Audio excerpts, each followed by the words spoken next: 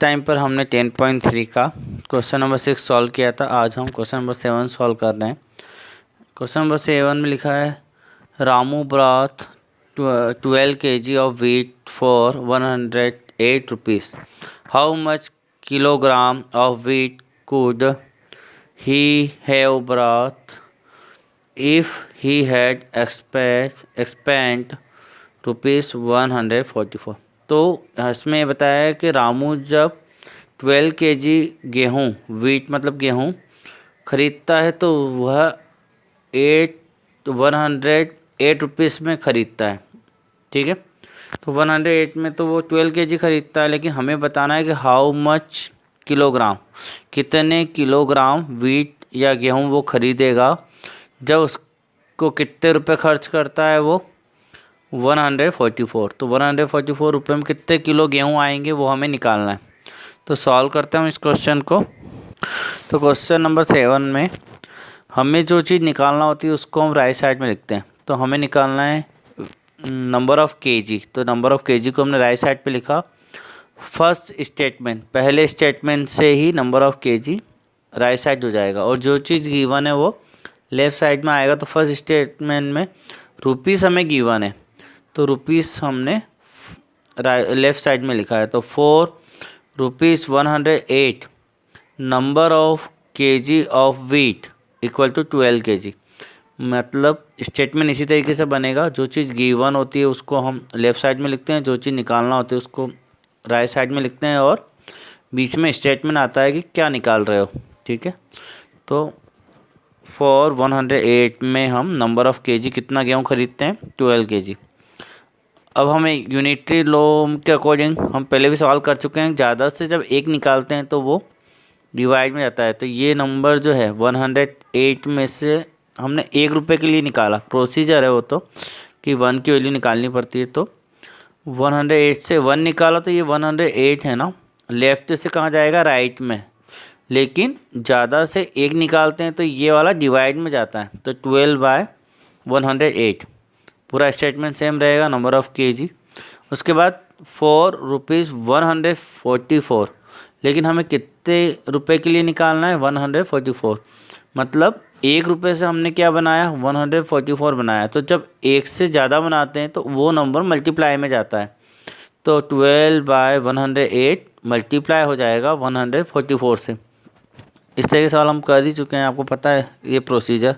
अब यहाँ पे केवल कट करें तो 12 से 108 कटा 9 टाइम, 12 1 जा 12, 12 9 जा 108। फिर 9 से कट किया हमने, 9 1 जा 9, तो 5 बचे तो 54 हो गए। तो 9 6 जा 54, तो 16 kg जो है वो हमारा वीट का आंसर आ गया। तो therefore number of kg of wheat for rupees 144 is 16 kg। तो ये बच्चों हमारा क्वेश्चन कंप्लीट हो चुका है। नेक्स्ट क्वेश्चन देखते हैं। क्वेश्चन नंबर 8 हमारे पास है 10 person can fill up a water tank in 20 hours। How many person are needed to fill it up in 5 hours। मतलब हमें यहाँ पे 10% गिवन है जो वाटर टैंक को कितने टाइम में पूरा फिल करते हैं 20 hours। ठीक है, लेकिन कितने पर्सन हम लेके आएंगे कि वो टैंक 5 hours में ही पूरा कंप्लीट हो जाए। तो हम जानते हैं कि यहाँ पे जो हमारा यूनिटरी मेथड है वो वर्क और टाइम के बीच में है ना, काम और पर्सन और टाइम के बीच में। तो इस तरह के जो क्वेश्चन होते हैं जिसमें टाइम और पर्सन के बीच में रिलेशन होता है और अपोजिट होता है, जैसे नंबर ऑफ़ पर्सन हम बढ़ा देंगे। आप खुद सोच सकते हैं, अगर कम लोग काम करेंगे तो कोई भी काम कंप्लीट होने में ज़्यादा टाइम लगेगा, है ना। और ज़्यादा लोग मिलकर कोई काम करेंगे तो क्या होगा, जल्दी से काम हो जाएगा, कम टाइम में हो जाएगा। तो यहाँ पर ये अपोजिट जा रहा है, मतलब एक चीज़ अगर हम बढ़ा देते हैं तो दूसरी चीज़ को कम लगता है टाइम, है ना। लेकिन जब आप दूसरे सवाल कर रहे थे तो उसमें कॉस्ट है, अगर एक पेन का कॉस्ट है तो एक से ज़्यादा का कॉस्ट भी बढ़ जाएगा। जब पेन बढ़ेंगे तो कॉस्ट भी बढ़ेगा, लेकिन यहाँ पे अपोजिट है। तो इस तरह के क्वेश्चन जहाँ पे वर्क, टाइम और पर्सन का जो रहता है वहाँ पे अपोजिट रूल लगते हैं, जो हमने लगाया ना कि ज़्यादा से एक के लिए निकाला तो हम डिवाइड करते हैं, एक से ज़्यादा के लिए निकाला तो मल्टीप्लाई करते हैं, लेकिन यहाँ पे ये अपोजिट रूल लगता है। तो इस क्वेश्चन को हम सॉल्व करते हैं। तो ये क्वेश्चन आपको दिमाग में रखना है कि पर्सन बढ़ा देंगे तो टाइम कम लगेगा और पर्सन कम रहेंगे तो टाइम ज़्यादा लगेगा। ठीक है, तो इस तरह के क्वेश्चन में हमें किस तरीके से सॉल्व करते हैं हम देखते हैं। क्वेश्चन नंबर 8 क्वेश्चन नंबर 8 में हमें टाइम दे रखा है। तो टाइम को हम लेफ़्ट साइड में लिखेंगे कि 20 आवर है और हमें 5 आवर के लिए क्वेश्चन सॉल्व करना है। तो हमारे यहाँ पे क्या है, 20 आवर से 5 आवर के लिए दे रखा है। तो इसको हम लेफ़्ट साइड में लिखेंगे और नंबर ऑफ़ पर्सन को हम राइट साइड में लिखेंगे। तो स्टेटमेंट तो जो निकालना होता है उसी के अनुसार बनेगा। तो नंबर ऑफ़ पर्सन निकालना है। तो number of person fill up a water tank in 20 hour equal to 10, मतलब 10% जो है 20 आवर में कंप्लीट कर रहे हैं टैंक को। तो ये हमारा फर्स्ट स्टेटमेंट हुआ है ना। अब हम 20 से 1 निकालेंगे। तो यहाँ पे हमने पहले भी बताया कि टाइम और पर्सन का क्वेश्चन है। जब टाइम ज़्यादा लगेगा तो पर्सन कम काम करेंगे, ज़्यादा पर्सन काम करेंगे तो टाइम कम लगेगा। तो इसमें हमें जब हम ज़्यादा से एक निकालते हैं तो हम डिवाइड ना करते हुए मल्टीप्लाई करते हैं, अपोजिट रूल लगाते हैं। ठीक है, क्योंकि ये चीज़ भी अपोजिट हो रही है ना, एक चीज़ बढ़ा रहे हैं दूसरी चीज़ कम हो रही है। तो ये चीज़ अपोजिट हो रही है, इसलिए यहाँ पर अपोजिट रूल लगेगा, मतलब कि ज़्यादा से जब एक निकालेंगे तो मल्टीप्लाई होगा। ठीक है बच्चों, तो यही एक क्वेश्चन आपको दिमाग में रखना है। इस तरीके से होता है जब हमारा टाइम और वर्क होता है या पर्सन होते हैं, तब जाके ये रूल हमारा लगता है।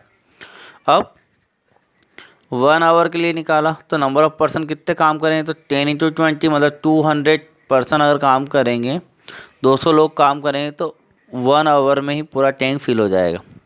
लेकिन हमें कितने टाइम में कंप्लीट कराना है, तो number of person fill up a water tank in 5 hour. लेकिन 5 आवर में काम करना है, तो जब एक से ज़्यादा के लिए सॉल्व करते हैं तो यहाँ पर वो नंबर डिवाइड में जाएगा। तो 200 में 5 का डिवाइड करेंगे तो 40%, मतलब कि 40%, 40 लोग अगर चाहिए हमें तो हम उस पूरे टैंक को 5 आवर में कंप्लीट कर देंगे। तो यहाँ पे आंसर लिखेंगे therefore 40% are needed to fill it up in 5 hour. तो ये हमारा क्वेश्चन कंप्लीट हो गया है। तो नेक्स्ट क्वेश्चन सॉल्व करते हैं। क्वेश्चन नंबर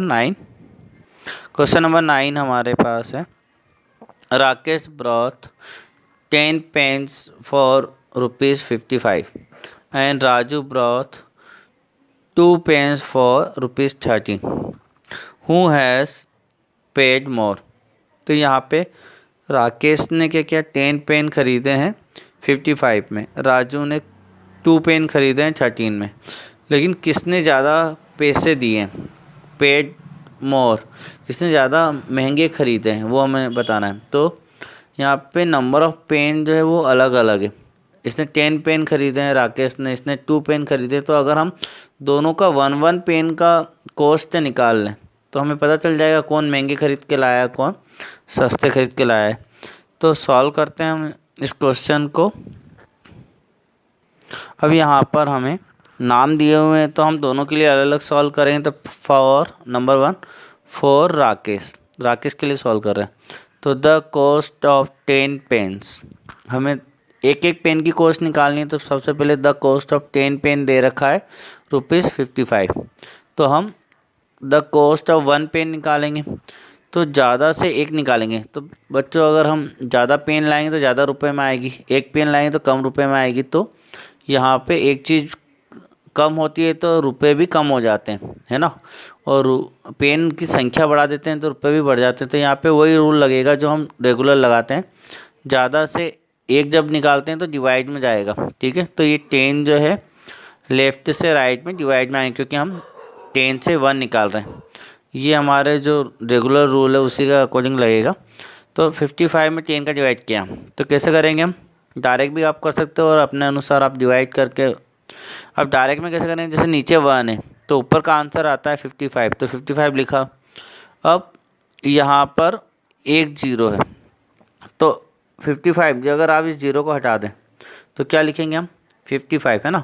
और नीचे एक 0 है तो इस 55 में 1 नंबर काउंट करके डेसिमल लगा देंगे, तो ये क्या आएगा 5.5।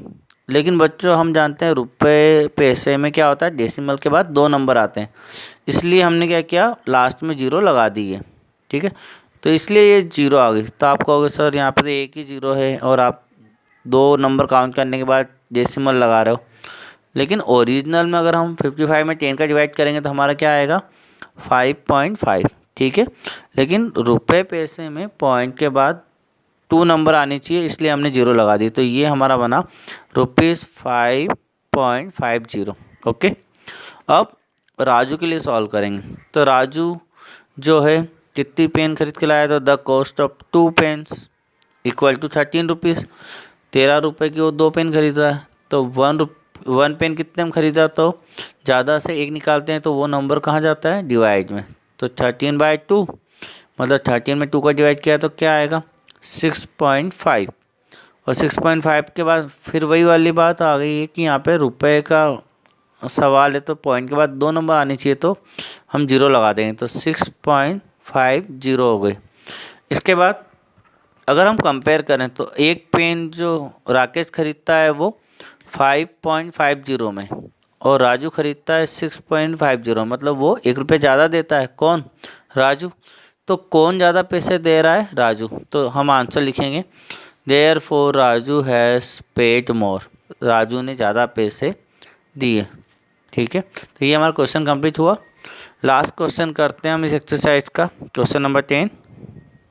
क्वेश्चन नंबर 10 में हमारे पास है फर्स्ट बस travels 36 kilometre in 30 minutes and second बस ट्रेवल्स 120 किलोमीटर इन 2 आवर्स, विच बस डज ट्रेवल फास्ट। तो यहाँ पे लिखा है कि फर्स्ट बस, अगर आप मान लीजिए 2 बस जा रही है, एक बस जो है वो 36 किलोमीटर 30 मिनट में पहुँचा देती है। ठीक है, और सेकंड बस जो चलती है वो 120 किलोमीटर जाती है 2 आवर में। तो कौन सी बस फास्ट चल रही है ना, फास्ट रन कर रही है। तो हम एक बात जानते हैं कि दोनों के लिए अगर हम किलोमीटर या टाइम में से कोई भी एक चीज़ सेम कर लें तो हमें पता चल जाएगा। तो हम यहाँ पे टाइम को सेम कर लेते हैं। ठीक है, कि अगर ये बस 30 मिनट में 36 जाती है तो 1 मिनट में कितना जाएगी, और उसी तरीके से अगर 2 आवर में 120 जाती है तो 1 मिनट में कितना जाएगी। ठीक है, तो हम यहाँ पे टाइम को सेम करके किलोमीटर कितना जाती है बस वो निकालते हैं। तो सॉल्व करते हैं हम इस क्वेश्चन को।